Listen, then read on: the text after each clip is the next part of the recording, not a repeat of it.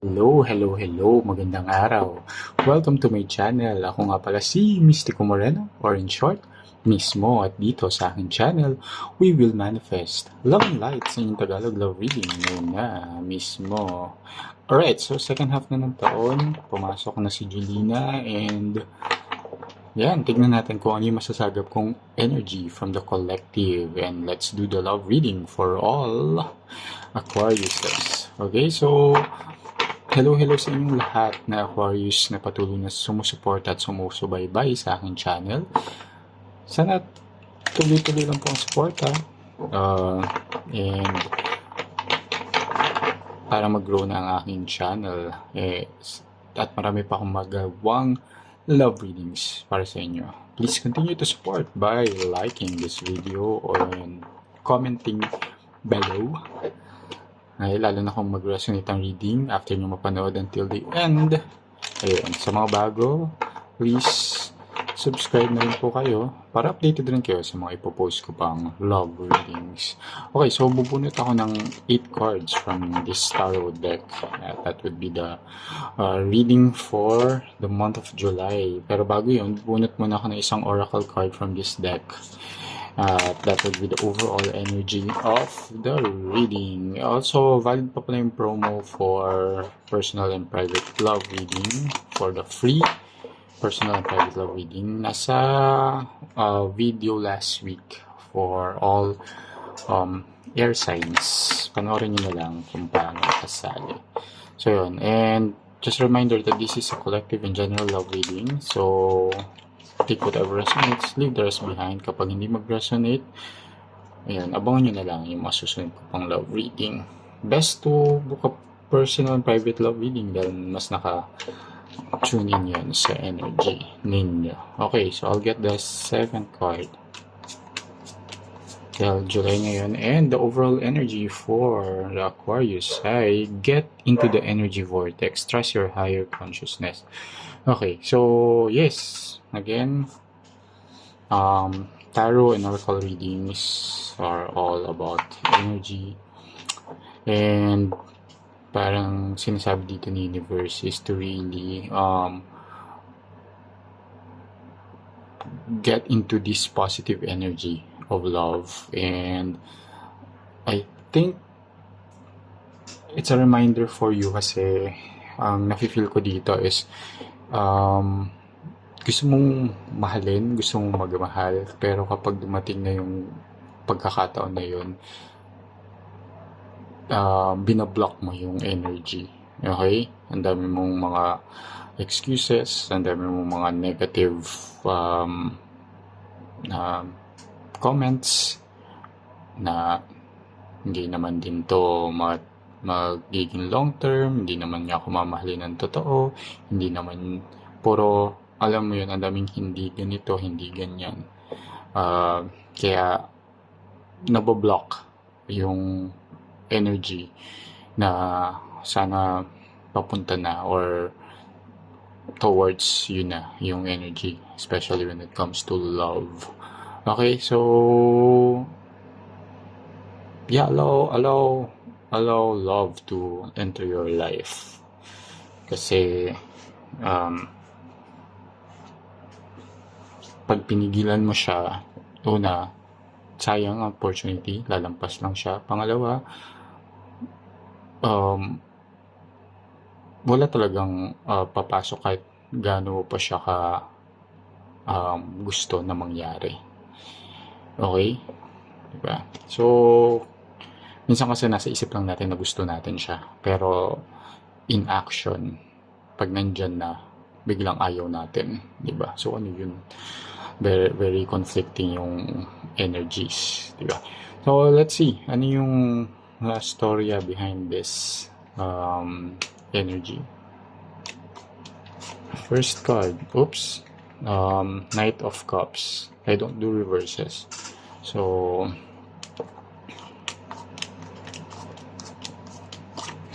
ayan. Oh, nice. Wheel of Fortune. The Moon.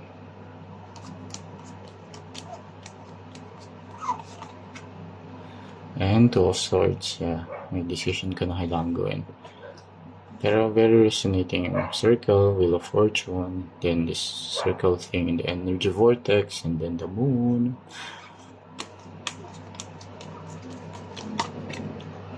And Pentacles. Knight of Pentacles. So from page to night. And the Hierophant. And last, Queen of Pentacles.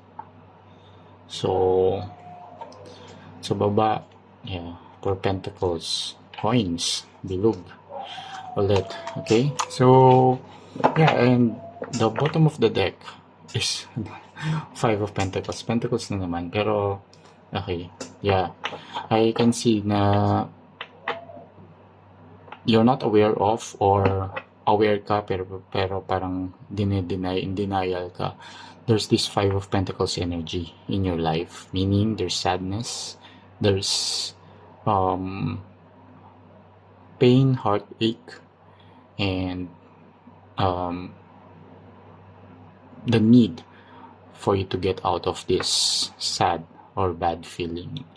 Kaya yeah, the oracle card or the universe is telling you you'll be able to get out from here if you get into the positive energy vortex and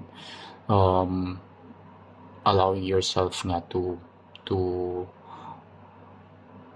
get all the good energies, good things in life. Yeah, kasi ikaw mismo yung nagpipigil na mangyari yun. Okay, so interpret natin yung when it comes to love, I think you're currently not in a relationship but wanting to have one. With the Knight of Cups here, it's taking action. You're actually dating naman. I don't know, maybe you're in a dating app or you're meeting people recommended by friends, or you're going out sa mga venues na may opportunity makipag-date, like bars, clubs, okay, parties, events, ayan.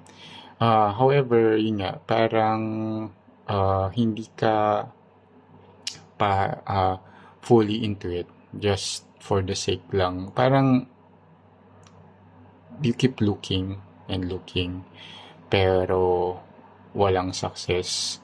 And maybe because nga may tendency ka to, pag dumating siya, parang ang dami mong excuses, dinedeflect mo din siya. Okay, and here with the Wheel of Fortune, it's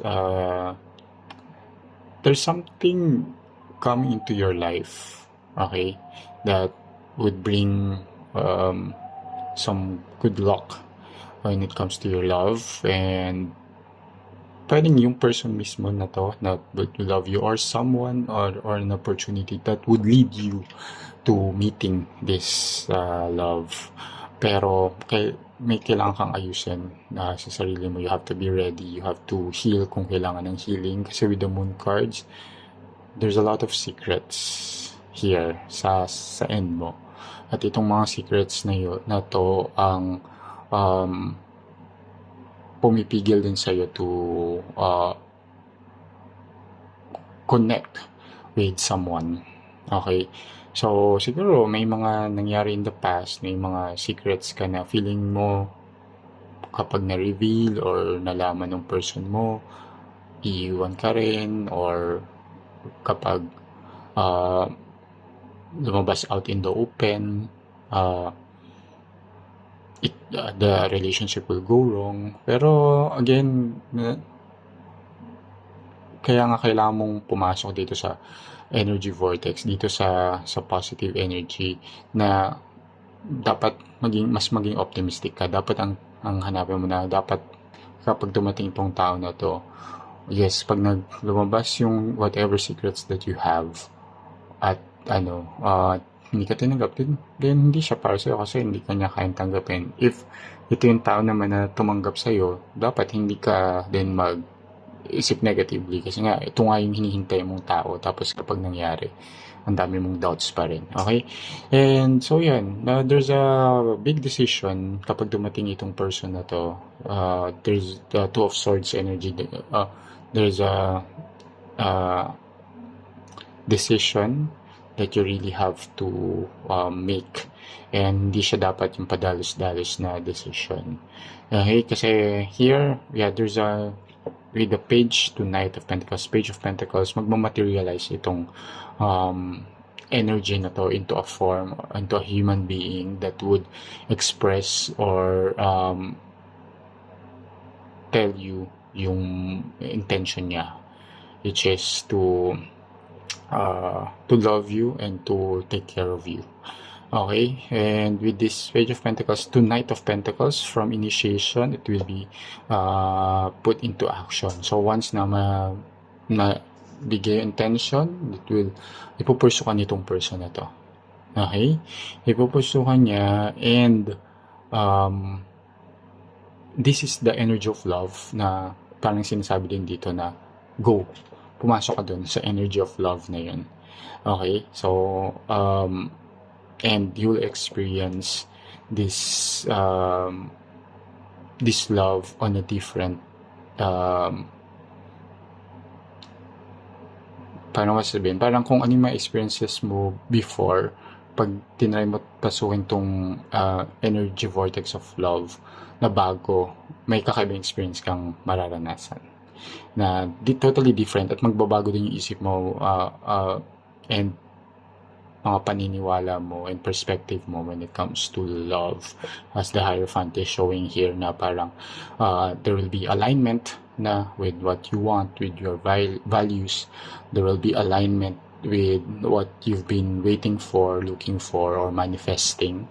And here with the Queen of Pentacles, tingnan mo, puro Pentacles, it will be in something na nakikita mo in action, in a tangible form. And this Queen of Pentacles, there's so much nurturing love na darating, and this new person in your life will give that to you, parang like how a mother cares and loves her child. So may ganong very caring, nurturing energy itong bagong person, and all you have to do is enter that energy of love, and you'll experience something really, really, really amazing.